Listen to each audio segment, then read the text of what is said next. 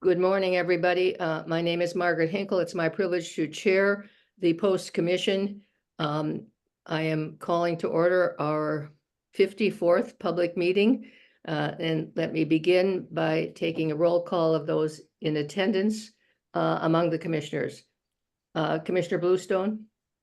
Good morning, I'm here. Commissioner Calderon. Good morning here, everyone. Commissioner Crispin.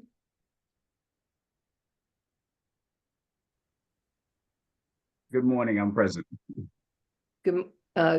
Commissioner Hall. Good morning, present. Good, Commissioner Kajrosian. Morning, I'm here. Commissioner Luma. Good morning, present. Commissioner Talley. Morning, present. Everyone is present except Commissioner Baker, who is unable to be with us today.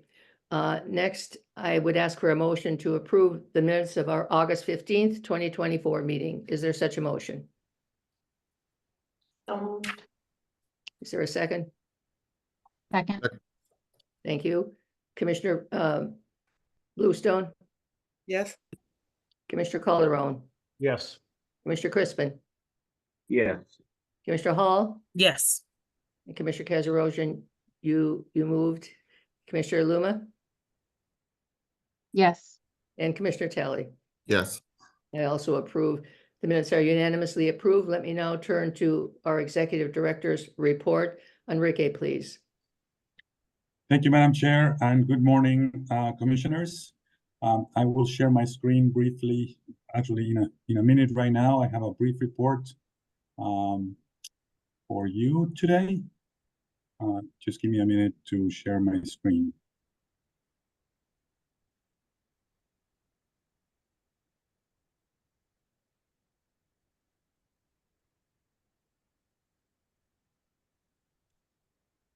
Can everybody see my screen now?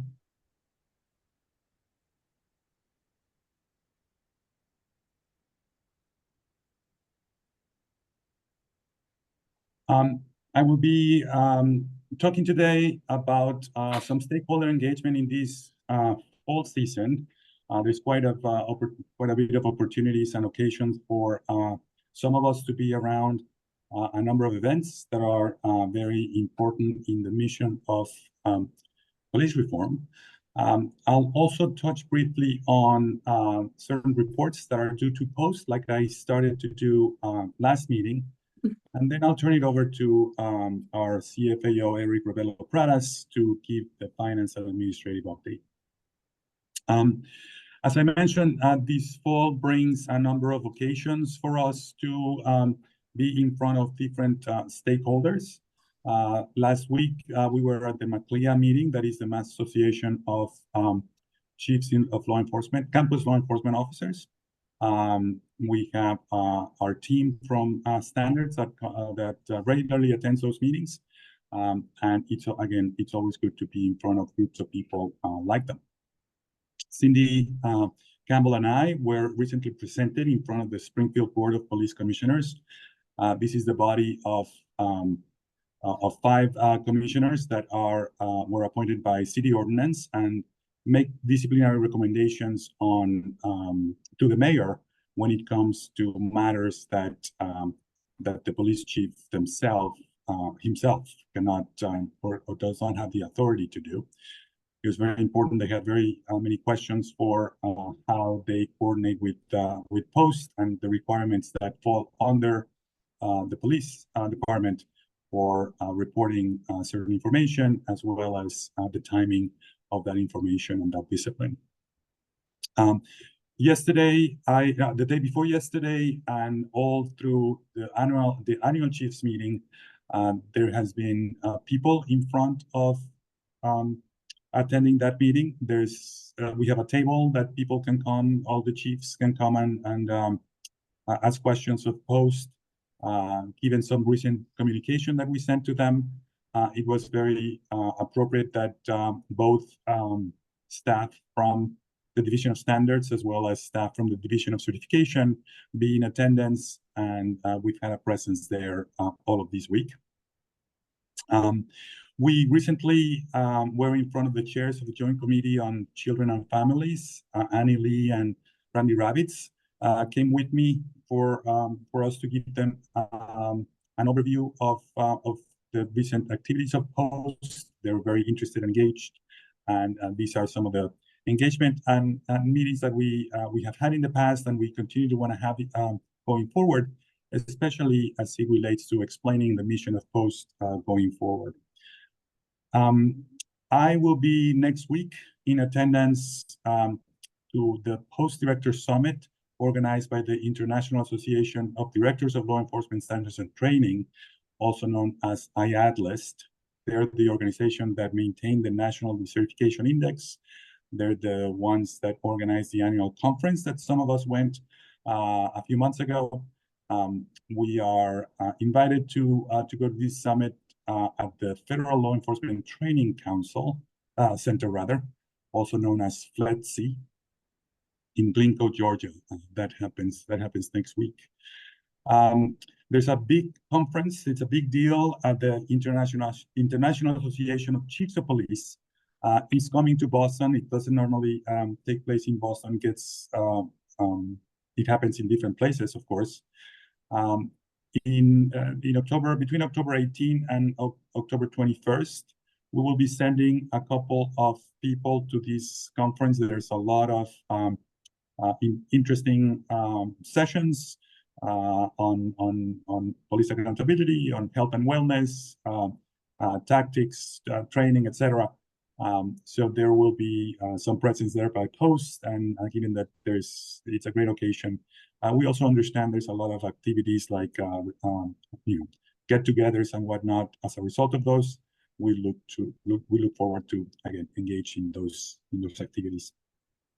I was invited to present and be part of this workshop on public safety and police accountability that is happening, I think, because of the IACP conference that comes to Boston around that time. Given that there are people around from all over the country, I suspect some might be staying for a day or two after that IACP conference and going to the Harvard Kennedy School for additional workshop and discussions. I and the chair were also invited to the workshop for posts around the country that is happening at the Yale Law School later in November 15 to 16. So as you can see, a lot of important events that have a lot of important topics from around the country. So we're very excited of this fall season and all the activity. I see Commissioner Luma has maybe a question or a comment. Yes, thank you. I think this is great. I appreciate the kind of intention around engaging with stakeholders. I'm wondering, are there any opportunities in the future to engage in other types of stakeholders who are not so law enforcement or government based? I'm thinking of like nonprofits, community-based organizations that have a vested interest, or even organizations like NASW, so that I think it's important for them to have an understanding of what Post does and our mission as well. So I'm wondering if there's any kind of opportunities in the future to do that. Yes, there are, and I can report on them, Commissioner, because I think it's important also for yourselves and the public to know. You just reminded me, we had a recent meeting with Lawyers for Civil Rights on the occasion of this agency certification process that we have been embarking. Again, Randy Ravitz and Annie Lee joined me in that introduction, and we'll continue to engage with them and report back to you as well. Thank you. Okay, moving on. I'll just mention that certain reports that are due to Post fall in these three categories. As we continue with our management of information through the portal that I have described to you in the past, we will now be sending with a regular cadence individualized reports to chiefs or users of our portal about what is pending certain updates. As you all know, individual agencies are required to submit certain reports to post both internal incidents and complaints from the public within 2 business days of that happening. Then they're required to initiate an internal affairs investigation within 14 business days. They're not required to tell us that they initiated, but we assume that they initiated shortly after. And they submit then, they're required to submit the results of those investigations within 90 days of that initial incident. Therefore, when they submit information to us and we don't see that update within 90 days, we have a mechanism to know that they're overdue, and we begin to communicate and alert via the portal users that this is overdue. Once the internal affairs investigation is concluded and presumably submitted to us, it is possible that the discipline will take longer to impart for a variety of reasons. So the second category of records that need attention is, as it says here in the slide, when we know and have information about the internal affairs investigation that has been concluded, but we don't have any discipline. As a result, we track those records, and therefore also ask individual agencies to make sure that those are not forgotten. There's a third category of complaints or records that we also track, and those are complaints that the public submits directly to us. We review, and then we ask information or forward certain information to the agencies as part of our process of following up and investigating on these incidents. In many times, the agency has already received a similar complaint and is already undertaking that investigation or taking steps. In other instances, they have to do that investigation and follow up, and therefore we coordinate with the agencies to make sure that we receive information about them. I see Commissioner Eric Crispin has a question or a comment. Yes, so just wanted to kind of chime in. I know in the city of Boston, we have this OPAT office that also has the ability to take complaints. I know there's a big gap there in terms, I know when I was in internal affairs, they were not necessarily required to report to post. Is there some thought about how do we address that gap there to figure out what complaints they're getting? Because sometimes the complaints are pretty serious that they receive. Yeah. So we've met with the new executive director at OPAT, Mr. Carvalho. We had engaged in the past with the prior director. Our leverage, Commissioner, or our ability to regulate is limited to the police department. So we don't have, and they've asked, by the way, early on, they asked us a question whether OPAT was considered a law enforcement agency within the scope of post, and we clarified that it is not. So what we do and what we have clarified for both parties is that the police department is the one with the requirement to submit the information that they do have when they have it. You are correct that in certain instances, as I understand it, OPAT may not share, may receive a complaint and may or may not share with the department certain information. And so the way we left it and have left it is when the police department knows enough about an incident that constitutes a complaint or a reportable incident to post, then they are required to submit it. I know, that almost by definition generates this gap that you correctly speak to, Commissioner, but that's the reality of that situation. It is not exactly the same, but there's similarities to the Boston, the Springfield city ordinance Board of Police Commissioners that I mentioned just in a couple of slides ago, in which they also oversee, have certain aspects of the discipline. In their case, is a recommendation to the mayor, and we again lean on and look to the agency, the police agency, to comply with the regulations that we have written.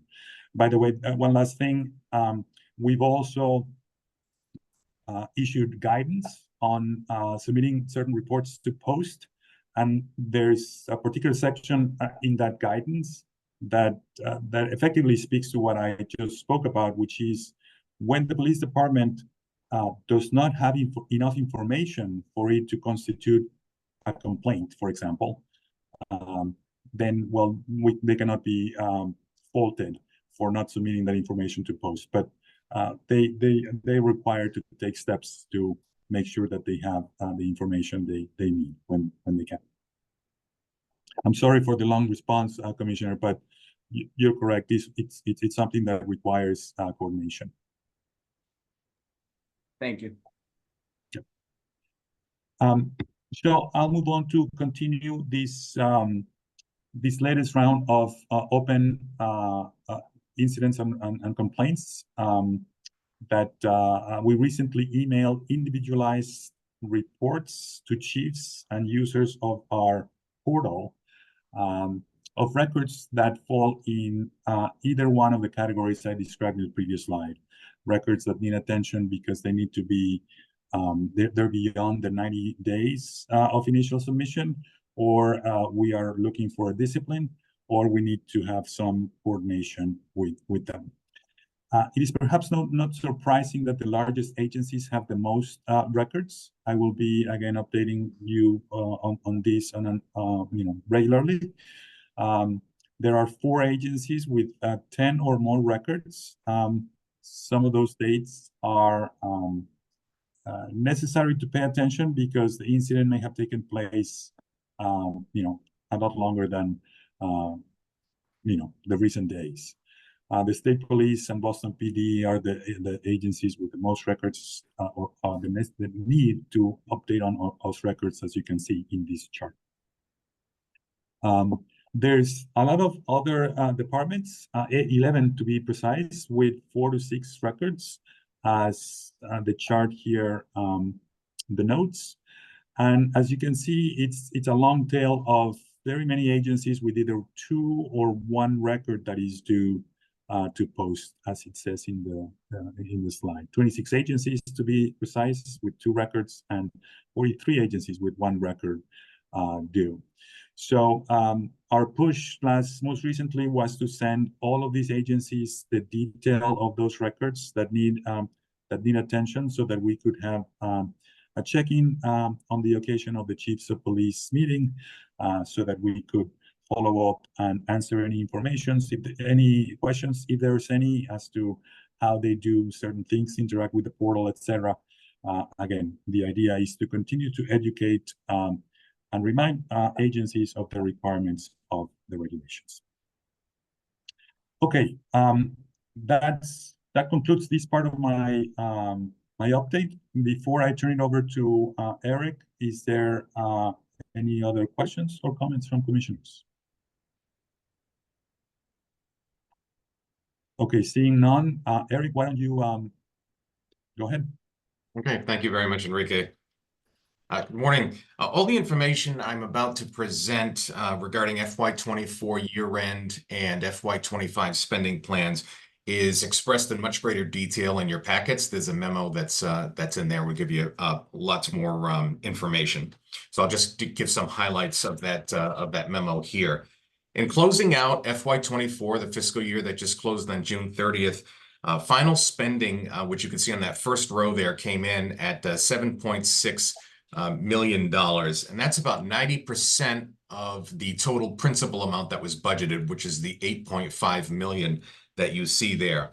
Now, we did not spend all of it, as you can see, but on the second row where you see the $1.27 million, that's the unspent PACT funds that we had received from FY23.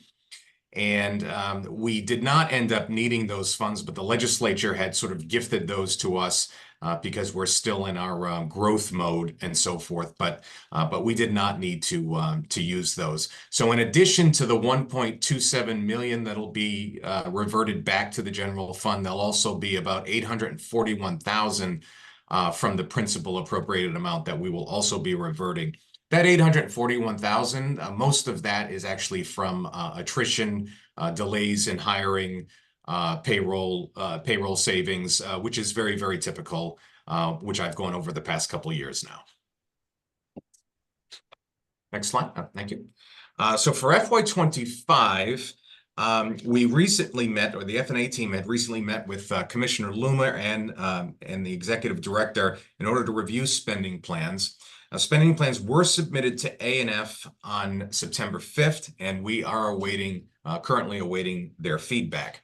If you look at the chart here, just to the right of the vertical black line, you see those 3 columns. So the blue column is, that's basically what is in the budget that was signed into law. That's how A&F had sort of allocated all of the funding based on information that we provided to them. But remember, that's all done very, very early on back in January when the budget is first filed. So because 6 months goes by, you have changes that need to be made, and that's why we do spending plans to make those changes. And if you look at the next column next to it where it says FY25 post BGTS, that BGTS, that's just a accounting term that we use. And it basically indicates that there are net zero adjustments that are made to the budget that was originally passed. And these are small adjustments that you can see that we've made, and those lead to the final spending plan, which is the last column on the right. Just to highlight a couple of these, don't want to get, again, there's more detail in the memo. The first one up top, you can see we took out about $90,000, and we basically moved that to 2 other categories.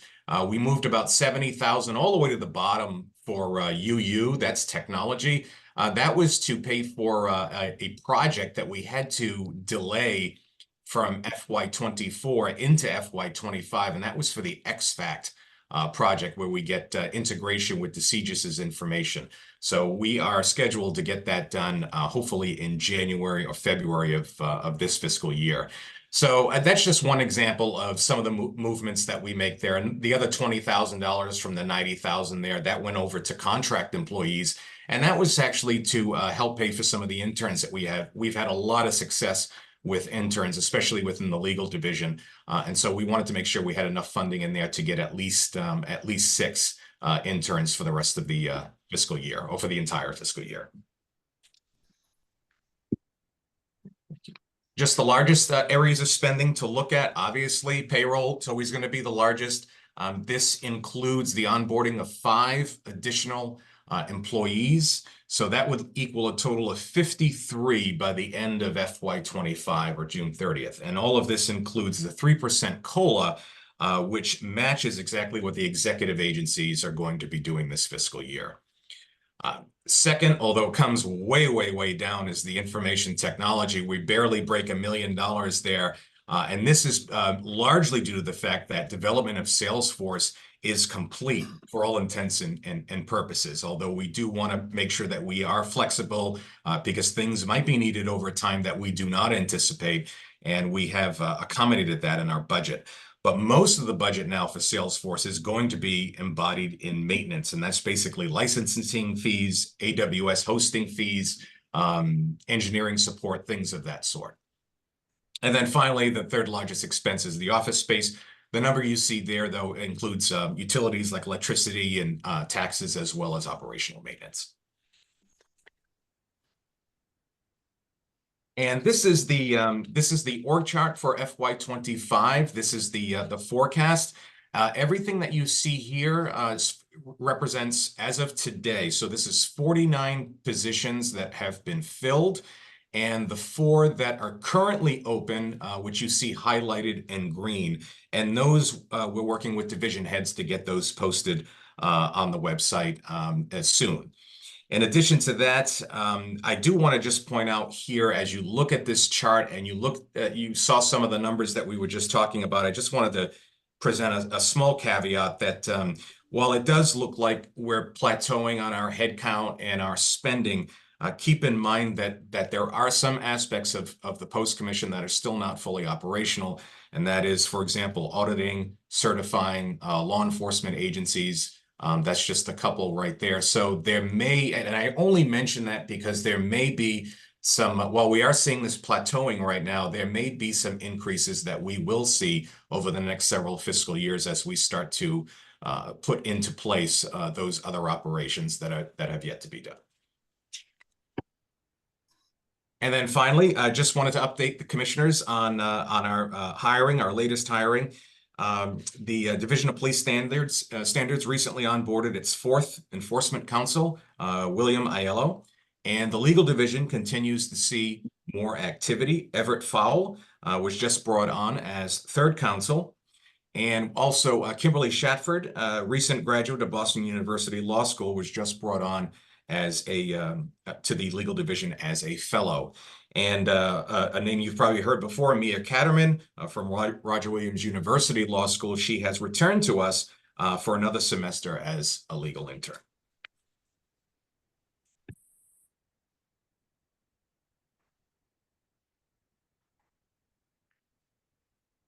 Thank you, Eric. We can take any additional comments or questions if there's any. Seeing none, that concludes our report, Madam Chair. Well, I know I speak for all the commissioners in thanking you and thanking Eric for the quality of reports, and thanking all the members of the staff who have contributed to your exceptionally good work, which I'm sure the members of the public also recognize. Enrique, do you want to, at this point, as you routinely do in our meetings, just indicate to members of the public if they have any questions, how they might raise those questions? Yes, I'm happy to. As usual, all our information, including contact information of certain key people, is available in our website, mapostcommission.gov. The commission does not take questions in these public meetings. We do, by the way, sometimes take questions at the subcommittee meeting that we also duly note. People can sign up to receive alerts at our website of when certain events will take place. So we encourage everybody to participate by checking our website, mapostcommission.gov. Thank you. Moving on, next item on our agenda is the legal update. I turn to our General Counsel, Randall Ravitz. Thank you very much. And I will try to share my screen for presentation. Okay, hopefully people can see that.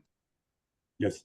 This is the first item on the legal portion of the agenda, and it's a return to a topic that we've discussed before, which is the draft set of regulations concerning the maintenance and reporting of information by law enforcement agencies and the commission's ability to audit law enforcement agency records and information. And as the commissioners will recall, they voted to approve a set of regulations for promulgation with the understanding that there would be an addition of certain provisions related to the ability to appeal actions related to auditing. And we received public comments following a public hearing and an open process where we received them both verbally and in writing. They were summarized at the last commission meeting, and now this presents a proposed revised version that takes into account the comments that were received both inside and outside of our agency, and it's being proposed for your consideration and any further comments or thoughts people might have. So this presentation is essentially the presentation. It's based on the presentation that was given last time. There are some adjustments made, and in certain ways it shows how we responded so far to the comments that we received from members of the public.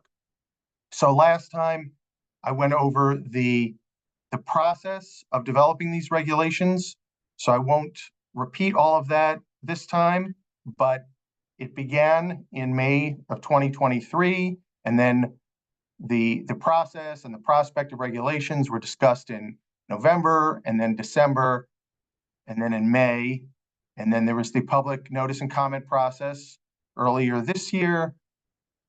And in May of this year, there was the circulation of public comments, and that shouldn't say May, by the way, that should say August. But the comments were circulated and summarized. And now at this September meeting, I'm introducing these revised draft regulations for the commissioner's consideration, and it includes language of the type that was proposed back when the commissioners requested the addition of language regarding auditing. And it takes into account some additional comments that we received even after the closure of the public comment process. So this provides an overview, again, based on what was provided last time, of some of the major comments that were received on the regulations and how they were responded to. So the first category deals with agency maintenance of records, and specifically what agencies would be required to do. There were a lot of comments to the effect that there should be additional requirements added. And generally speaking, we were able to accommodate those. People said that agencies should be required to maintain more specific forms of information concerning separations from employment, records on investigations done by outside entities, such as a consultant or an investigative service, records on whether officers receive training on policies, their scores on examinations and qualifications, and materials that were used in training them, or at least some records about what those materials were and where they can be found.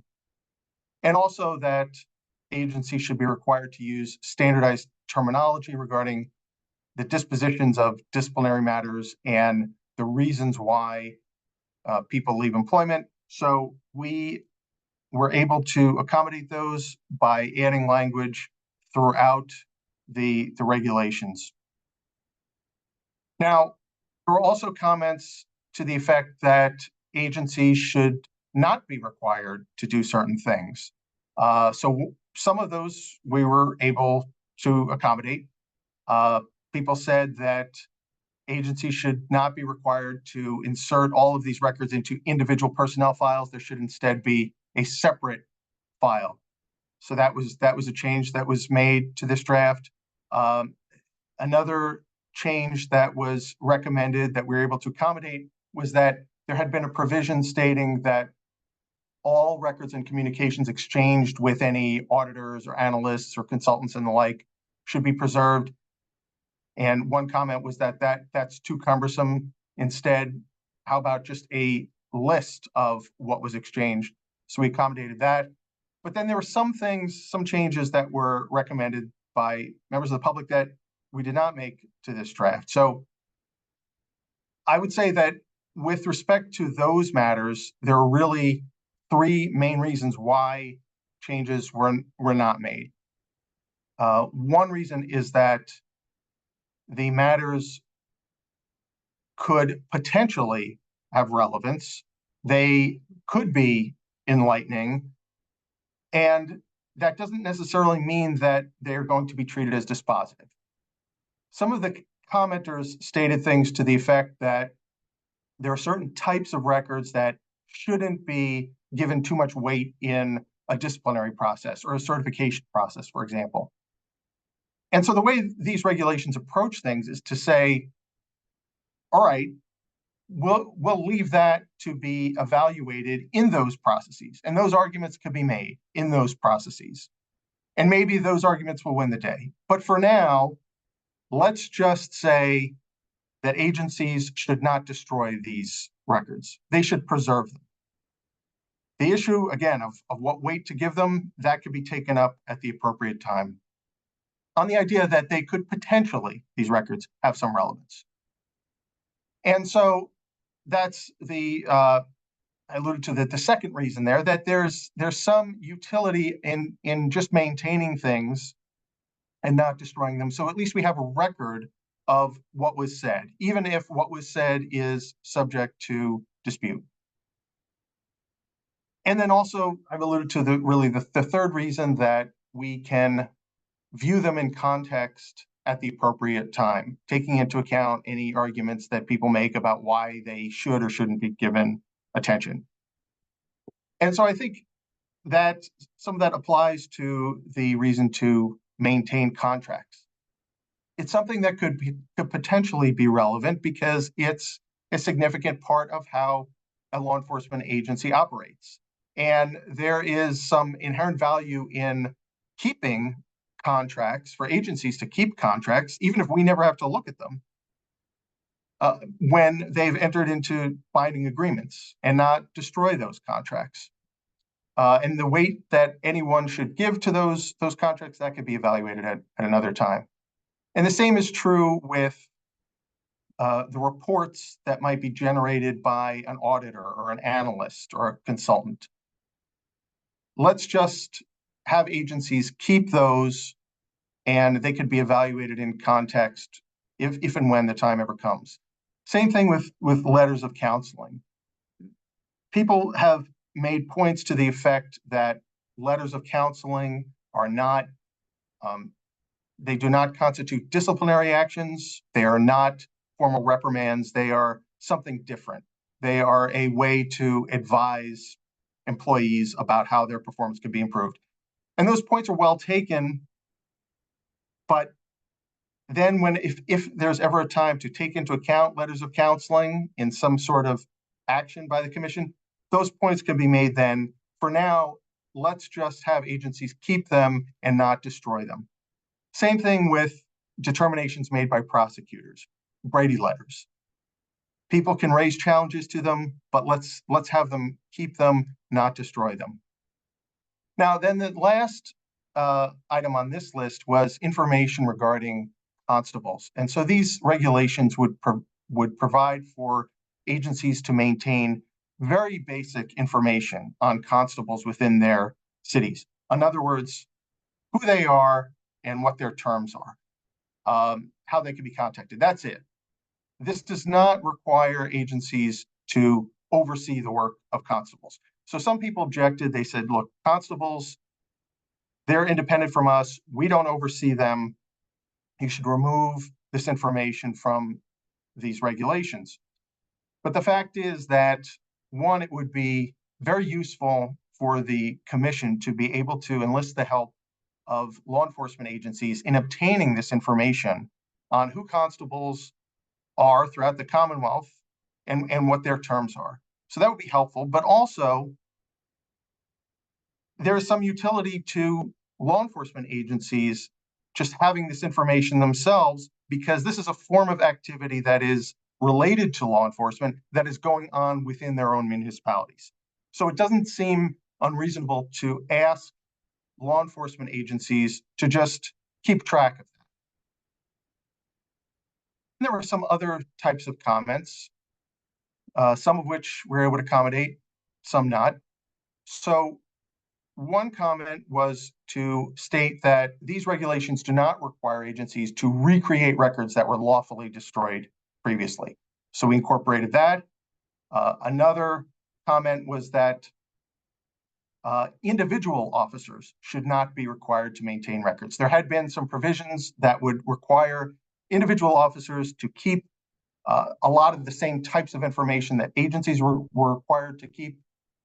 And some people said, look, let's not turn individual officers into records keepers. Let's put that burden just on the agency. So we accommodated that. And that burden is kept with their agency employers. But then there were some things that were not accommodated, basically for the reasons I said a moment ago. Some people said we should allow for certain records to be expunged, perhaps after a period of time. These regulations take the approach that it's more prudent to maintain information, to keep it, to not let it be destroyed, And if somebody wants to make the point that the information is stale, it's too old, it shouldn't be looked at, they can make that point if and when there's an effort to use that information, but let's not destroy it. Then there's also a comment to the effect that the commission should not allow for itself the ability to add to the list of records that agencies need to maintain. The fact is, we're planning for the future. We don't know exactly what future needs will be. And it seems prudent to keep in the provision that would allow the commission to add to this list of records. So that change wasn't made. There are a number of other changes that were made with respect to the category of reporting of information. So one comment was not to require agencies to report information about criminal matters involving employees who are not officers. That change was made. Another comment, not to require individual officers to provide information regarding who the heads of their collective bargaining units are. Now, that was changed in part. The statute calls for our commission to provide notice to, and its regulations, to provide notice to heads of collective bargaining units regarding certain disciplinary actions against officers. And presumably that was there so that the collective bargaining unit representative can help represent the interests of the officer. So presumably those provisions are there to help the officer. But some people complain that officers shouldn't be required to provide this information. So essentially, these regulations say the officer can either provide that information or can provide a statement saying, I don't want my collective bargaining representative to be notified if there are certain actions that the commission is taking, and I waive any argument that I may have, any objection to the fact that they're not notified. Another comment was to add provisions to help protect privacy, security, and confidentiality of sensitive information.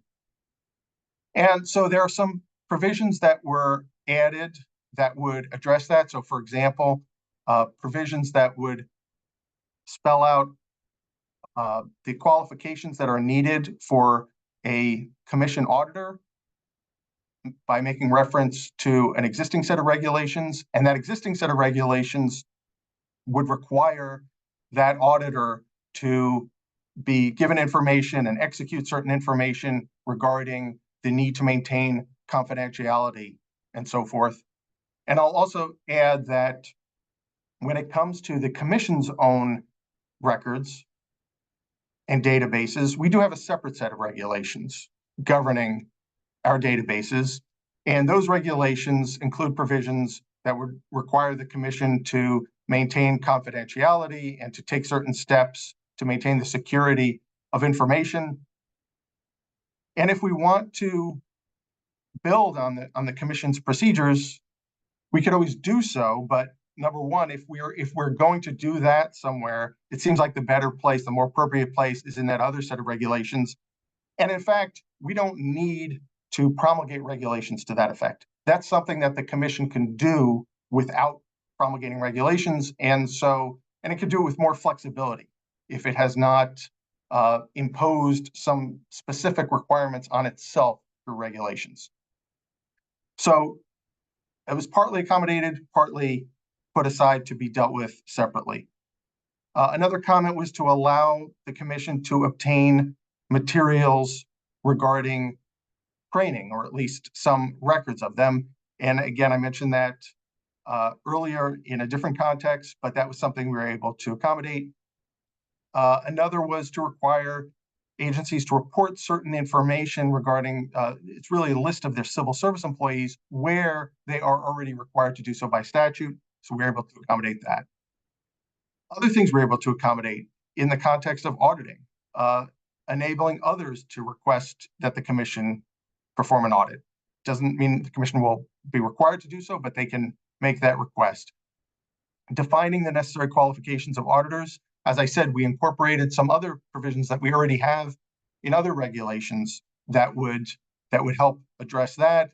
And we also built in something saying that preference should be given to anyone who has a certification or considerable experience in the area of law enforcement or governmental auditing. Again, There was a comment in the auditing context as well about the privacy, security, and confidentiality, so I've addressed that. Another comment was to better define the standards and criteria by which auditees will be evaluated in an audit. And there are a number of provisions throughout that will have that effect. But at the same time, there was not something that was an extensive set of detailed standards added to these regulations, specifically because of the nature of an audit. An audit, it's like hiring a consultant. It's helpful, it works best if they can come in and have the flexibility to look at things. And an audit can be done for any number of reasons. It could look at any number of different areas. And it can identify things that people don't even realize is a problem, or solutions that nobody has ever thought of. And so in order for it to be most effective, there should be that flexibility. Now, at the same time, there was something incorporated that would say that if an auditor were to identify some problem, some need for change, they need to either cite something that already existed, some standard that wasn't followed, or they need to acknowledge themselves that, in fact, there was no such standard. So in other words, the auditors would then have the flexibility to recognize and comment on things that maybe, again, maybe nobody has ever thought of. Maybe there is no standard, but there should be. And so they should be able to comment on that in the report, but at the same time, show that the agency cannot be faulted for failing to satisfy some standard that previously existed that it should have known about.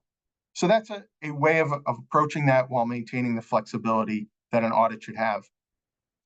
Now, another comment, and this is similar to the one about maintaining records. There had been provisions in there that would allow for the commission to audit individual officers. Those were taken out.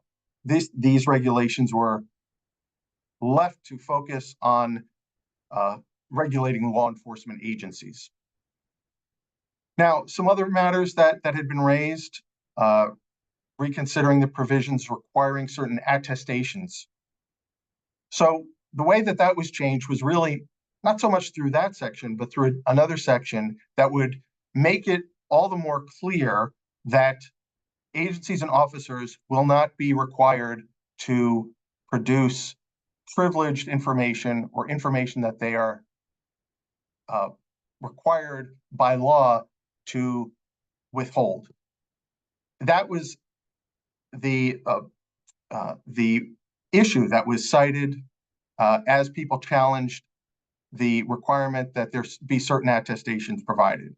They were concerned that if officers were required to attest to certain things, that it could end up resulting in a violation of their rights. And so these regulations make even more clear than they did before that that's not something that they would permit. At the same time, they do not relieve people of having to provide these attestations altogether. So in other words, it's like a witness in the witness stand. If the witness is asked questions that would offend the right against self-incrimination, the witness can say that, can invoke that right, it can be addressed, but we don't say because there's a risk that could happen, no one should ever be allowed to question people on the witness stand. We still allow the questioning, but we allow them to assert their right. Another comment was to better define the standards for the commission to take disciplinary action or impose penalties for those violating these regulations.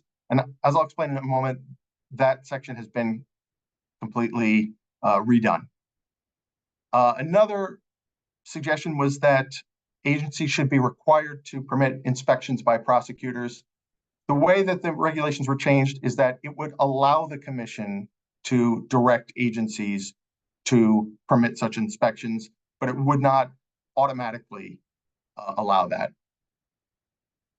There were other comments that were not summarized in these presentations that really addressed things that are already addressed by other regulations or statutes, or that went beyond the scope of these regulations, or that raised things that could be easily clarified, or other general considerations or things that really relate more to the agency certification process. So those were changed where appropriate and not changed where not appropriate. So in other words, if there's something that we could easily clarify, we did so. But if there's something that was covered by another statute or that would conflict with another statute or another regulation, that change was not made. Those are smaller things. I can elaborate on them if anybody would like, but otherwise I'll go on. And then there were other smaller phrasing changes made throughout. Now, I just would like to take a few more minutes if I can to elaborate on a few of the areas that I mentioned that represented larger changes. This is the provision that I talked about that would allow agencies and officers to assert privileges and to assert any legal authority that binds them and prevents them from producing information. So it's stronger than what was in there before, which said that the regulations are not intended to require the disclosure of information that would offend a privilege. This comes right out and says they shall not be required to disclose such information if it would violate a privilege or violate a law. Now, another area, a large area that was added is reporting to other entities besides the commission. Generally speaking, these regulations do not attempt to cover all of agencies' obligations to report information to entities other than the commissions. But there's a few exceptions that they built in, that things that are related to what we do. One is that they reaffirm the requirement that's already found in the use of force regulations about reporting information to the FBI's database. As I said a moment ago, they would also require the reporting of certain civil service information if it's already required by law. And then they would, if feasible, require reporting to 2 other federal databases. Here's another category that was expounded upon. In the recertification context, the subcommittee that the commission has created has considered the issue of exactly how to address inaccurate statements made by law enforcement officers. And on one hand, of course, no one wants inaccurate statements to be made. On the other hand, if we're considering regulating law enforcement officer activity with potential consequences, it should be taken into account that sometimes there's an innocent mistake. There's imprecision in how something is phrased. There's an error made regarding an immaterial matter. And those things do not necessarily warrant the same treatment as blatant untruthfulness. So in light of that discussion that happened there, there's some changes made here. So instead of requiring agencies and officers to ensure accuracy in the records and representations with consequences for not doing so, this would require them to make diligent efforts to ensure accuracy, and it would prohibit them from engaging in untruthfulness, as that term is defined in the statute, which deals more with material knowing falsehood. As I said, there were comments about the qualifications of auditors. So these would incorporate certain provisions that are already found in other regulations regarding contractor investigators and internal investigators that would require them to maintain confidentiality and be free of conflict of interest and so forth. And as I said before, it would call for the commission and other entities to give preference to people with qualifications in this area. Now, the commission had called for the addition of provisions regarding appeals of auditing actions. And so what these would provide is that first, notice is to be given by email to the agency head regarding, at the very least, regarding the initiation of an audit, the parameters, any final report, any final order that the agency needs to comply with. And before that audit is initiated, so after they get that notice, the agency can request the less formal form of review by the executive director that we have in the certification context. And a possibility that's in there would be to allow for even a second stage of less formal review by a presiding officer appointed by the chair. But then after the final report, after any final order that's issued by the commission, the agency, again, they can request this first round, less formal review by the executive director that we have in the certification context. And by the way, when I say less formal, I mean it's not a full-blown hearing. However, that process has tended to be very thorough, very substantive. So you don't have all the procedural aspects, but you do have the thoroughness. But then if there was an order to act or refrain from acting imposed on the agency, then they can request further review that is more formal, that tracks the adjudicatory regulations, that calls for a hearing and so forth. If there wasn't anything like that, and there was just a report that made some recommendations that provided the opinion of the commission, they can still get further review, but it would be a less formal form of review by presiding officer. Now, I said that the provisions regarding enforcement were changed. There were some issues raised about language that had been in there before about the commission's ability to impose assessments and fees and fines and penalties upon a vote. People raised issues about the procedures and the standards for that. So this changes that. It strikes that provision entirely, and it provides that a violation can result in an administrative suspension with an opportunity for review based on the same procedures for other administrative suspensions. And then if there's a violation of these regulations, it could be treated as a form of prohibited conduct, which is a term used in our statute and regulations that can justify the commission voting to initiate a preliminary inquiry, and then the provisions that are associated with preliminary inquiries. If, as a result of that, or for some other reason, there's cause for more severe disciplinary action based on the grounds that are already in the statute, that could be pursued, but that would be the case anyway, whether it's in these regulations or not. And same thing about referring things to prosecutors or the Attorney General's office. The commission already has the ability to do that, so this would essentially repeat that ability, make reference to it, but it's not really adding to the commission's powers.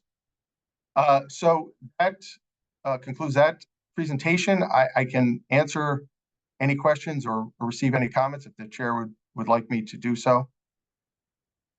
And I hope people found that not only helpful, but responsive to the comments that have been raised both inside and outside of the commission. I don't think I see any hands in the air. I'm sure, again, I share with the other commissioners gratitude for the thoroughness of your presentation. It gives us a lot to reflect on, I think. And again, thank you very much. Thank you. I will now, if the chair assents, I will turn the floor over to my colleague Annie Lee to discuss the agency certification initiative. Thank you, Randy, and good morning, Madam Chair and Commissioners. Let me just start sharing my screen. I think Randy froze, Madam Chair.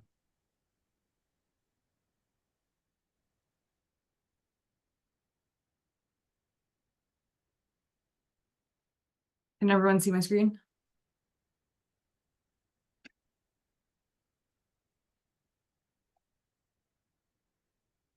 Yep. Okay. All right. So as part of agency certification today, I'm going to be presenting on 4 matters. The first of which is additional comments on agency certification standards.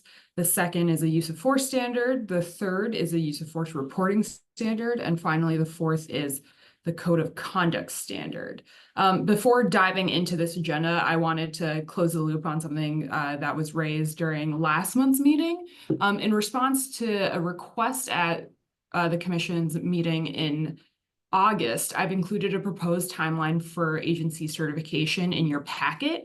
It covers development and promulgation and prioritizes the development of the 8 mandatory certification standards, with the understanding that additional standards will be developed and promulgated as amendments to what I'm calling sort of the basic agency certification regulation. If there are any questions about that timeline, please let me know. Otherwise, I will turn back to our agenda. And so coming back to our agenda, following last month's meeting, we located 5 additional comments on certification standards. Those comments were submitted by the ACLU of Massachusetts, the Chiefs of Police Association, MSPCA and ARL jointly, which are the Massachusetts Society for Prevention of Cruelty to Animals and the Animal Rescue League. So those constitute our animal welfare police officers. The fourth entity was the Office of the Child Advocate. And lastly, we received a comment from CPCS. Those comments raise many of the same points and suggestions as those comments that we reviewed last month, as you can see on your screen. Given that these comments are related to topics that are going to come before the commission in greater detail, either as one of the 8 mandatory standards or an additional standard the commission indicated it was interested in developing. I'm not going to review those comments in detail with you here, but I'll note for now that those comments are again included in your packet if you have any questions. And so with that, I'd like to turn to our next item, which is on agency certification standards, starting with the first of the 8 mandatory standards, which is use of force. Last month, we discussed the elements of a use of force standard, which were and continue to be the following.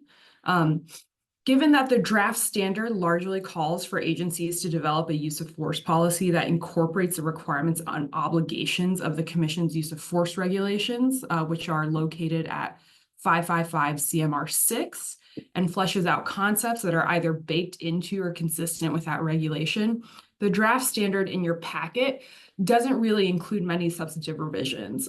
You'll see that there's red line in the standard in your packet, and the bulk of those red lines are really clarifications. They're clarifications that are meant to align the standard with the realities of practicing policing as we understand it, and also to give agencies more guidance on how they can effectively develop policies that meet the intent of those standards. And so I am going to actually switch what I am sharing and switch to the standard so I can walk you through a little bit of some of what I mean by clarifying revisions. And so, for example, when I say some clarifying revisions, some of the first clarification revisions that we made were just adding in some of the definitions that appear in the use of force standard. So for example, force, deadly force, non-deadly force, these are terms that appear in this standard for agency certification. They were previously not included in the draft standard that was provided in your packet last month because they're defined in CMR 6, which was incorporated by reference. But here we decided to pull in those definitions just to make it clear. And again, that refers back to the definitions in 6. So we're not promulgating any new definitions or suggesting any new definitions. We're just saying that where the term appears, here's exactly sort of where we want you to go to look at a definition of what that term means. We also revised some of the language to, for example, shifting from incident to encounter, because based on feedback that we received from the MPTC, that incident carries a negative connotation. We decided to shift to encounter to sort of make it clear that we're not presuming that there's anything negative that happened with use of force relative to officers. We also later in these, and you'll see this sort of throughout this standard, we shifted language from instruct to direct, again, based on feedback from MPTC that there could potentially be confusion between agency certification standards and training obligations, the latter of which are within the purview of MPTC. And you'll see that some of this red line, specifically here, while in sort of the de-escalation sub-policy, some of it looks a little bit more substantive, but again, this is really just clarification. So for example, this addition of while ensuring the safety of themselves and any member of the public witness to or involved in the encounter, this is language that appears in the de-escalation definition. We're incorporating it here to sort of reinforce the point that we're not asking officers to put themselves or others at risk in order to attempt de-escalation. Rather, this is a parameter that informs whether or not de-escalation is feasible. Another place where we sort of did this kind of clarification for intent language is in this section about directing officers when time and circumstances reasonably permit to consider whether a member of the public's apparent negative reaction or lack of compliance is a deliberate attempt to resist or is based on non-criminal factors. And so these revisions were made in reaction to concerns that the original language was imposing a 20/20 hindsight requirement. The concern was, how are we supposed to know whether someone's reaction is fear-based? And that the original language was too restrictive. There was a concern that we are creating a false binary between someone's reaction being either a deliberate attempt to resist or an inability to comply. And so we revised the language here to make it, to align it more closely with the intent of the standard, which is that there are a lot of reasons that someone may have less than a positive reaction to law enforcement, which does not amount to criminal behavior. For example, someone may be experiencing a mental health crisis, someone may be under the influence, someone may come from a different culture where law enforcement is viewed in a different light, someone may have a history of trauma, and there may be certain connotations or certain impressions that policing has left in particular communities. And so this standard is really trying to encourage officers, again, where time and circumstances reasonably permit, to engage in this critical thinking exercise and to consider why someone might be having the reaction they are having and to adjust their practices and tactics accordingly, which is what the following B and C sections get at, in a way that hopefully makes de-escalation efforts more effective, because officers are recognizing that everyone comes from a different lived experiences and different tactics are more appropriate or are going to be more effective for different folks. There are, however, two substantive revisions that are proposed in this draft standard that I'd like to bring to your attention. The first of which is in 1303J, which let me just scroll down to it.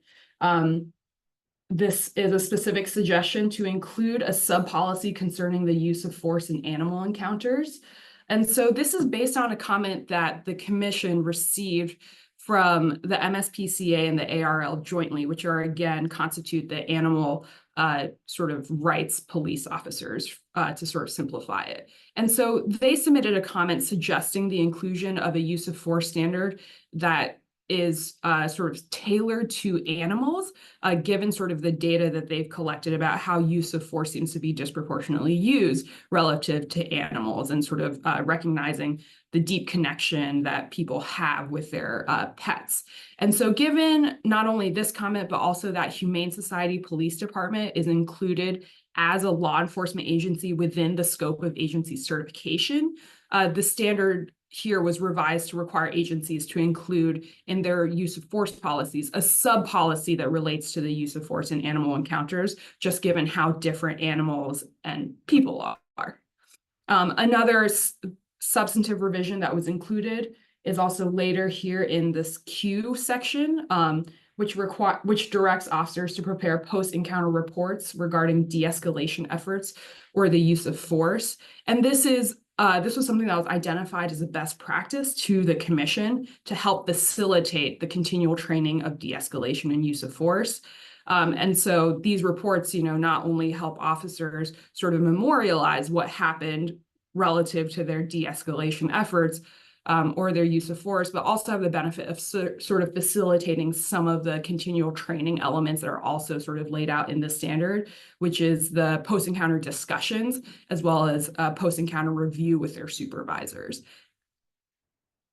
And then the remainder, again, are revisions just to clarify the standards. So for example, you'll see earlier in the standard in the K and L subsections, we replaced immediately with without delay, based on feedback from MPTC and other practitioners in law enforcement, that use of force incidents are often volatile, which means that sort of immediate reactions aren't always the right answer. One of the sort of hypotheticals that were given, or one of the examples we were given, is that often, someone can be sort of decreasing force, but they may very well, or they might be decreasing in their resistance, but that might mean in the next 5 seconds, they may very well increase their resistance again. So it isn't always appropriate to immediately decrease the force being used, because there might need to be for for a short moment, a sustained level of force, just to ensure that sort of the person that they're dealing with doesn't all of a sudden raise the level of resistance in response to a decrease of force. But at the same time, to prevent the continued use of force, which may not be necessary, we still want this concept of de-escalating or stopping force in response to decreasing or eliminated resistance. So we revise this language to be without delay. And then I see If I can interrupt you now, I think Charlene has, Commissioner Luma has had her hand in the air, and perhaps it's appropriate for her to raise her question or comment at this point. please. Yes, thank you so much. Just can you just scroll back up to that line where officers are asked to just document their use of force, tactics, and de-escalation? Yes. Yes, so that is section Q here. So this so these post-encounter reports are only required if there is use of force?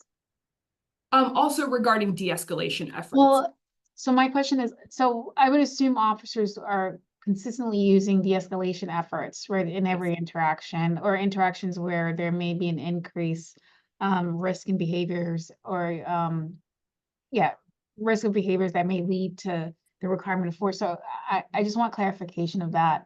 Is this so? Because I think it would be excessive for officers to write a report every time they have an interaction which requires de-escalation, because it's almost inherent in their roles. So what are we asking officers to do here?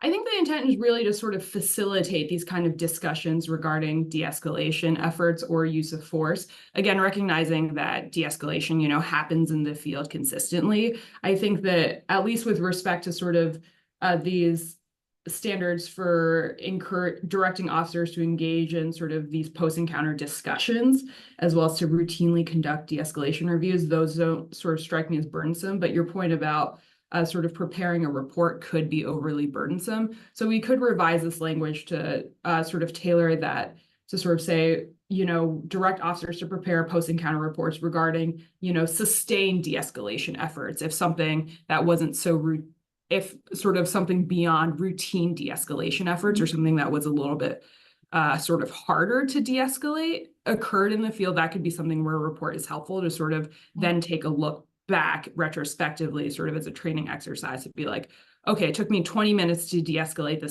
situation, but it worked out. And so looking at the report, sort of identifying what worked here and sort of how might that be helpful as a training exercise for other officers to learn about. Okay. Or maybe it shouldn't have taken 20 minutes. What's another way I could have done this better? Okay. I don't, Commissioner Crispin, I don't know if you have anything to add, given you're an officer. I imagine de-escalation happens regularly. Yeah, thank you for bringing up that point, Charlene. I think as it relates to this point, I would say prepare a report if there is a use of force, like a baton, OC is used, but just in the general scheme of things, interactions with the public, I think on a consistent basis, there's some level of de-escalation. I think most police officers that I know would prefer not to use force and will talk people down, de-escalate in whatever ways possible. But I do think, especially in some of the busier districts where there are large populations that are resistant to police direction, I think it could be overly burdensome. So I would say, if there's a use of a baton, OC, if they have to put hands on, absolutely do write up a report. But short of that, to just for every interaction where there's some de-escalation effort made, I don't know that that's necessarily practical.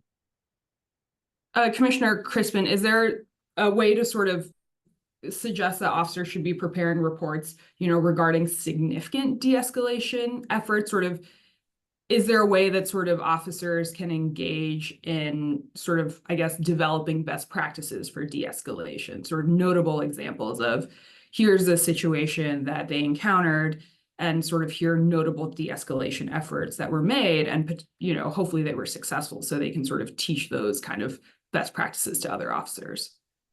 Yeah, I think when you say notable de-escalation, notable to some party may be, look, I spent 15 minutes talking to somebody who is and in a more highly emotional state. I had to call the best team or what have you.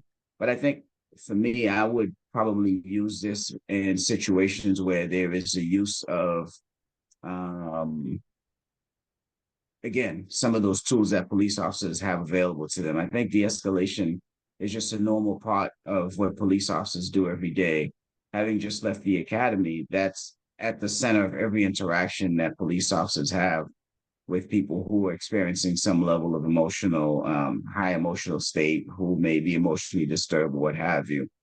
So I think to just say notable de-escalation, I think maybe it's too subjective, and it would create a situation where almost every interaction is having to be documented. And if I could just interrupt at this point, Commissioner Kasrosian has her hand in the air, but I've also received a text from Commissioner Calderon. He has had to leave the meeting because he has another matter that he must attend to. So the record should reflect that at this point, Commissioner Calderon is no longer in attendance. And I think with that, Commissioner Kasrosian, please. Thank you. I can understand. I think I agree that reporting every use of de-escalation, if it's effective and if it works, is going to be pretty onerous. And I'm wondering if maybe this isn't what the goal is, but if this is amended to say something like direct officers to prepare post-encounter reports regarding de-escalation efforts used prior to the use of force. But I guess that doesn't address, Annie, what you are saying you're trying to do here, which is track successful de-escalation efforts. And I'm not so sure that's something that is going to be practical here, but it would be, I think it would be informative to find out from officers what de-escalation efforts they used prior to the use of force. So that would something I'm throwing out there for consideration. No, I appreciate that edit. And, you know, you're correct, Commissioner Kasrosian. I think it's important to sort of understand what de-escalation tactics were attempted prior to the use of force. But again, I didn't want this to sort of be thought of as a punitive exercise, because, you know, we don't want to only sort of be focusing on officers when they could have done better. We also want to be recognizing where they have had successes. And so I didn't want to sort of be focusing overly on sort of, well, you know, here's what you did and here's why it wasn't good enough. Really wanted to also sort of be giving equal attention to here's what was done and here's why it was good. But I can certainly understand that it might not be practical here, so we could certainly amend this language to reflect that amendment that you suggested, Commissioner Kasrosian.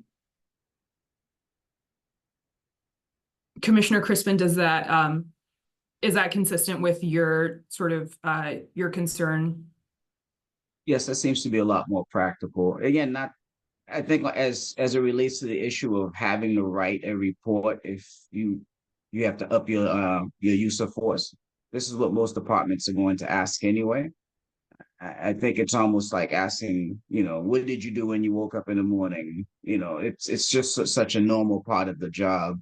To have it documented, I think would be overly burdensome. So yes, absolutely ask them if there's an escalation of use of force, to ask what steps did you take prior to escalating the use of force. Mm-hmm. All right. Okay, and that sort of concludes my presentation on the use of force standard. So with that, I'm going to, you know, stop sharing my screen, and I'll, you know, I'm happy to answer any other, you know, questions or comments that other folks may have on this use of force standard.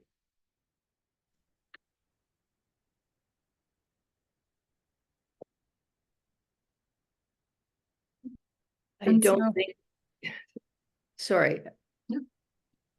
I don't think I see any hands in the air. Thank you for your presentation, Annie. What were you intending us to do today with this? Yep. So my hope was with this sort of standard, with the amendment that we discussed, was to ask for a vote to approve for inclusion in a larger agency certification. When I say a vote, I don't mean, a capital V vote to promulgate, adopt, or finalize, but, a lowercase v vote, if you will, to really just kind of, take the temperature, that this is the direction the commission is interested in pursuing relative to certifying agencies, at least with respect to use of force.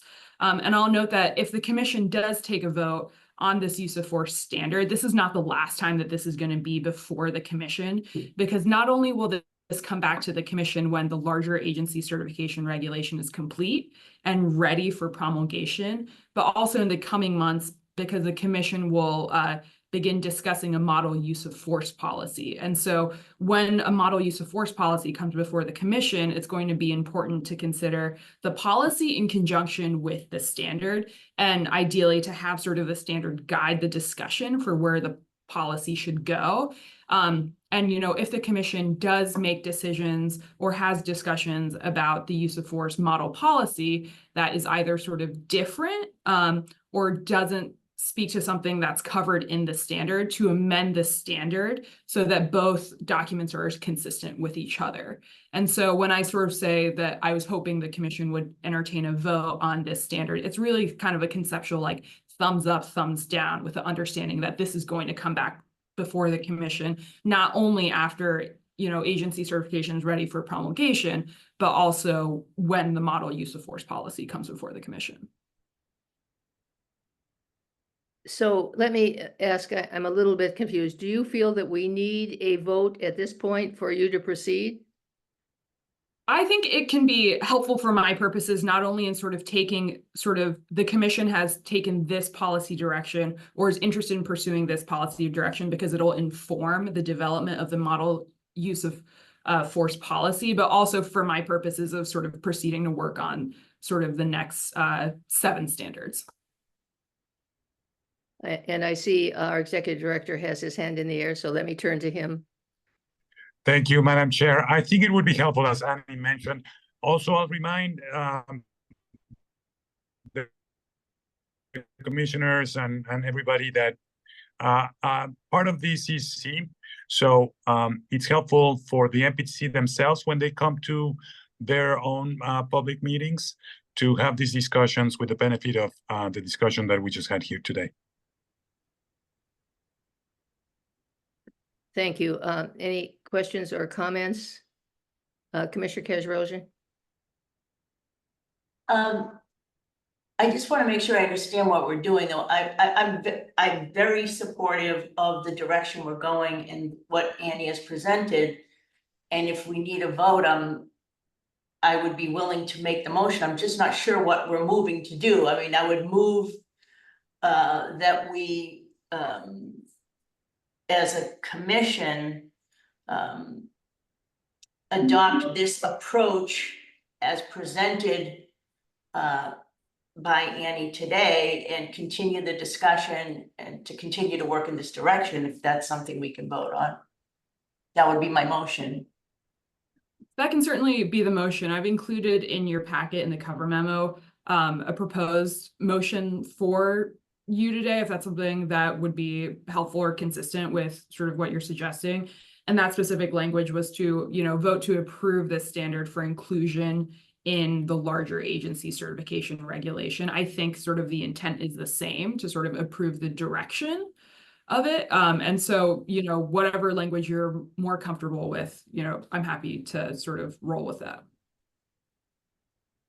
So I guess we've moved to approve the direction that has been presented to us today by Annie. Is there a, thank you. Thank you both. Is there a second to that motion? Second. Any additional questions or comments? If not, let me ask for a vote. Commissioner Bluestone? I'm in support of the direction, but I abstained from this vote.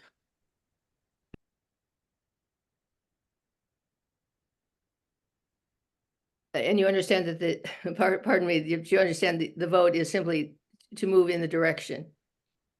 I do, but for me, it's difficult to really conceptualize this until there's sort of a bigger picture. And so I would like to see more before I kind of weigh in a specific direction.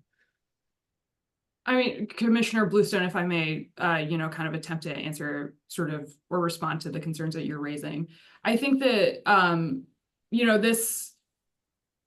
I think it's, if the commission votes to approve this, I think at the end of the day, a use of force standard will probably look very similar to what's before you today. There might be some tweaks here and there to, again, sort of clarify the language, either to help agencies sort of understand the intent of the standard or to better align the standard with what's being practiced on the ground. But I don't think that in terms of sort of a larger picture, the only piece that I think will be added to this is sort of the model use of force policy, because that's something that's called for in the commission's use of force regulations. The model policy itself, however, isn't going to sort of set any requirements for use of force throughout the Commonwealth. Rather, it's going to be sort of illustrating one way that departments might develop a use of force policy for their agency.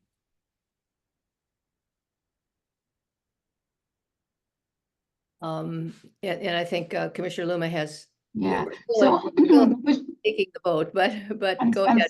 I'm sorry. Would you just categorize this as a draft? Because I think the word direction is what's confusing. Would you say that this, I'm okay with moving forward, say calling this a draft and moving forward and approving it. Would you say that this is a draft? Yes, I would very much say that this Can we use that language? Because I think the direction is confusing. I'd rather just say, let's move forward and approve this draft. And then that way we know that it's more of a fluid document that we'll receive later on. I have no problem with that if it's proposed as an amendment to the motion.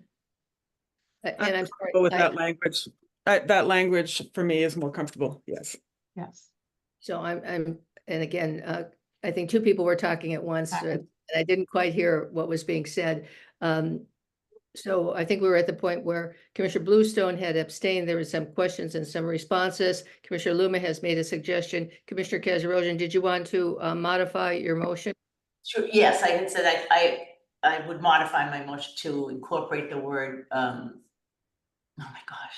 Draft. Draft, I'm sorry, not direction. And is there a second to that? I'll second that. Right. And let me then ask for a vote. Commissioner Bluestone? Yes. Commissioner Crispin? Yes, and I have to depart now.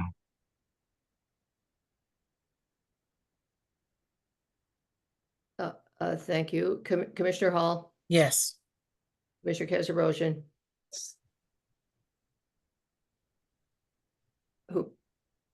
Commissioner Kazarosian? Yes. Commissioner Talley? Yes. Commissioner Luma? Yes. And I'm also affirmative, so that is carried. And now I think we are at a point where we have, we do not have a quorum.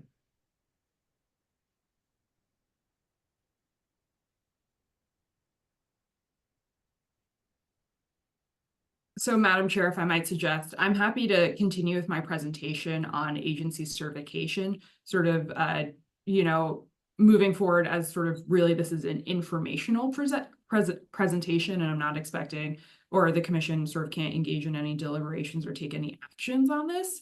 I'm happy to, proceed in an informational manner, and then we can perhaps share this recording with those commissioners who are not able to join us today, and sort of, I guess, pick up on kind of votes or discussions in the next meeting, but happy to defer to whatever you would determine is best here. I think, please go ahead. We will not take any votes for the remainder of this meeting, given the fact we don't have a quorum, but please proceed. Thank you. Okay, thank you. All right, so next I want to turn to the use of force reporting, and let me share my screen again. So use of force reporting, a draft standard was included in your packet last month, but it wasn't discussed due to time constraints. Luckily, you know, this standard is relatively short because like use of force, it largely incorporates reporting requirements agencies are already subject to through the use of force regulations. And so the key elements proposed in the draft use of force reporting standards are as follows: use of force incidents, excessive force, public complaints, investigation, analysis, and resolution, record and evidence maintenance, and finally training. And now I'm going to switch to the draft use of force standard, or use of force reporting standard, excuse me. And so focusing here on reporting of use of force, this is where the use of force reporting standard starts. As you'll see, the first two sections, A and B, on use of force and excessive force, calls for agencies to develop reporting policies that meet or exceed the standards already articulated in the use of force regulations. The next section, C, on directing members of the public on how they may file a complaint concerning a use of force incident, builds upon Chapter 6E's emphasis on law enforcement accountability and transparency, and is consistent with a member of the public's existing ability to file complaints with agencies and also with posts regarding use of force. However, we suggest articulating that requirement here as a matter of best practice as one that was identified by the California Post Commission. The next two sections, D and E, on procedures relative to investigation, analysis, and resolution of use of force reports and complaints, closes the loop on the purposes of even sort of reporting use of force or accepting complaints regarding use of force, which is to better understand how use of force occurs with the goal of improving how it is practiced. One such way of furthering this goal is to develop what's called an early warning system. And so that exact language is provided in E2 right here. Identify officers who are involved in a disproportionate share of use of force reports and complaints. And so this concept of an early warning system comes to the commission as a best practice developed by CALEA, which is the Commission on Accreditation of Law Enforcement Agencies. It's the nonprofit that is essentially considered the gold standard of agency accreditation.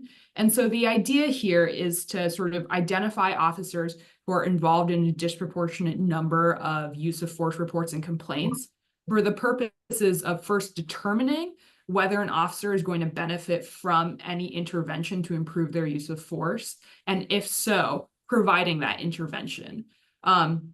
And so the reason that we added in, or this language is sort of amended to include the determining whether intervention would be beneficial, is that we received comments from law enforcement practitioners that said, well, some officers might be sort of by function of a specific unit, say SWAT, just involved in more use of force incidents than an officer, say, in IA. It doesn't necessarily mean that their use of force practice is somehow incorrect or there's something wrong with it. And so we added in that sort of level of not only the identification and then the evaluation to make sure that we're really sort of understanding where officers might sort of benefit from intervention and then using that intervention in a targeted way. The next section relates to record and evidence maintenance. This is F. For the purposes of facilitating investigation, analysis, and resolution. You'll see the citations here are to sort of placeholders. And so later the commission will develop a standard relative to record and evidence maintenance. And this also includes a citation to the regulation that Randy discussed earlier with you. And so finally, the last section, G here, relates to training, namely that agencies need to ensure that their officers are properly trained on use of force reporting, including any sort of training provided by the MPTC. And so again, here you can see that any revisions made between last month's standard and this month's standard are relatively minimal and are meant to clarify the intent of the standard and the agency's obligation. My hope is at the next meeting, very much like use of force, the commission will sort of take up a vote on whether or not to sort of approve this draft for inclusion in a future agency certification regulation. And lastly, I wanted to present to the commission a code of conduct standard. As I noted, this is the first time that code of conduct has been presented to the commission. So even if there was a quorum, I wouldn't be asking for a vote today, but this is really just to sort of start the discussion about code of conduct and to make sure that the commissioners are in agreement about what direction to take code of conduct. And so the approach here in developing a code of conduct standard is very similar to the approach that was taken in developing the use of force and reporting standards, which is to take what's already on the books, meaning the commission statute, other applicable general laws, regulations and guidance, as well as sort of the commission's own discussions relative to officer code of conduct, and further fleshing out what the commission has already undertaken and supplementing that substance with best practices gathered by researchers, government, executives, and law enforcement practitioners. As you can see on sort of the, oh, sorry, I did not switch my screen. I'm realizing that this is not the most helpful. Let me switch my screen here. Sorry, there you go. As you can see on your screen for the resources consulted, some of the resources include sort of federal documents, executive orders on advancing effective, accountable policing and strengthening public safety, some documents also from our Massachusetts Bar Association here, resolutions on systemic police reform, as well as documents from the International Association of Chiefs of Police, specifically their standards of conduct, as well as their code of ethics. So this list of resources consulted here is not an exhaustive list, but rather illustrates some of the key resources that support some of the concepts that are contained within the draft standard. And so turning to the draft standard, I think it's helpful to sort of break it down into kind of really three parts. The first of which is affirmative obligations, meaning requiring officers to undertake certain action or to uphold certain values. And the second is negative obligations, meaning prohibitions, prohibiting officers from engaging in certain sort of activities. And so the standard itself proposes two kinds of affirmative obligations, the first of which are affirmative obligations to advance priorities and values, and the second of which is to sort of meet compliance responsibilities. And so when I say affirmative obligations to promote priorities and values, these are priorities and values that are found throughout the Commission's enabling legislation as well as Chapter 6E. And so some of these priorities and values that you'll see in the draft standard include professionalism and ethical behavior, treating others with dignity and respect, respect for life and bodily integrity, impartial and unbiased policing, protection of vulnerable populations, service to the public, worthiness of public trust and the authority given to law enforcement, transparency, accountability, and responsibility, and finally, truthfulness. These priorities and values should also sound familiar because there are a lot of the same principles that are found in the IACP's Code of Ethics and Standards of Conduct, which the Commission has incorporated by reference into the criteria for assessing officers' good character and fitness for employment, and which the Certification Policy Subcommittee has been discussing over the past few weeks. The other set of affirmative obligations are meant to reflect officers' ongoing compliance responsibilities, whether that's set by law, rules, regulation, policy, or order. And so the draft standard suggests that agencies should require officers' compliance with the Constitution, equal employment, training, certification, and then sort of the miscellaneous, any other applicable laws, rules, regulation, policy, mission or value statement, and judicial or regulatory orders. And then to the next set, negative obligations, to close the loop on some of these things, officers should be prohibited from engaging in certain conduct. That means that agencies should prohibit their officers from engaging in criminal activity, from sexual misconduct, from prohibited associations and visitations, retaliation, action that's prejudicial to the administration of justice, neglect of duties, abuse of authority or position as an officer, and conduct unbecoming. And so these prohibitions are, again, ones that further the priorities and values that we just discussed, and are also sort of prohibitions that are contained within the IACP's Code of Ethics and Standards of Conduct. And the sort of added benefit is that these prohibitions also attempt to proactively address some of the behaviors that have historically formed the basis for complaints against law enforcement officers. And then lastly, we include an applicability section here because officers are given an incredible amount of authority that doesn't always, neatly recognize distinctions between when an officer is in the field or at the agency, on duty or off duty. And so to sort of recognize that, we suggest including in the draft standard a requirement that agencies should have officers adhere to this code of conduct, not only in the execution of their official duties, but also in the workplace with their colleagues, whether they're other officers or civilian employees, as well as also in their private lives. And so with that, that concludes my presentation. Like to remind the public, to anyone listening, that members of law enforcement and the public are encouraged to submit comments and suggestions, any kind of feedback on agency certification to post comments at mass.gov. And so with that, I will stop sharing my screen. Thank you very much, Madam Chair.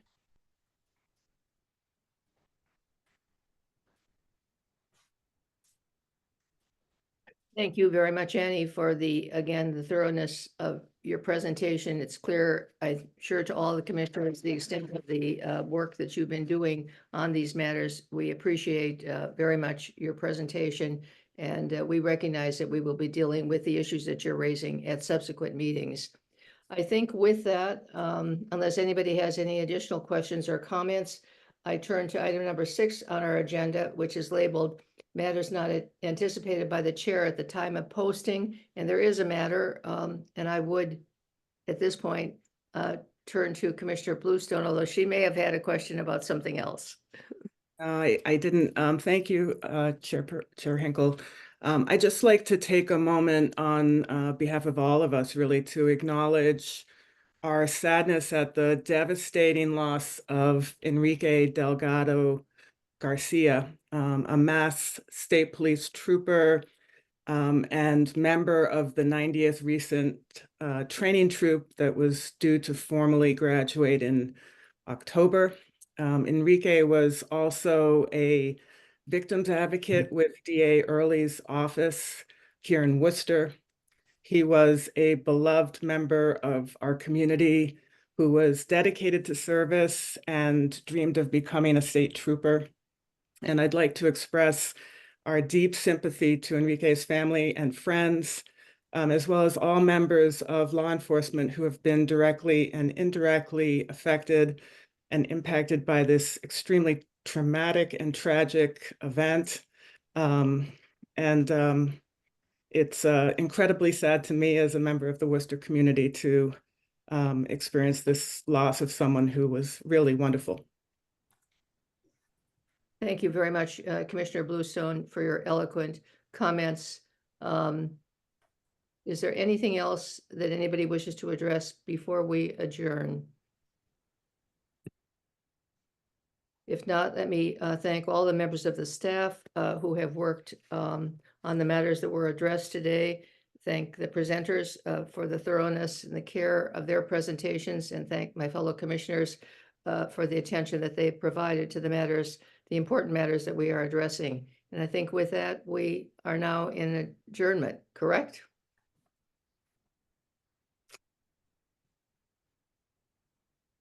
Thank you very much.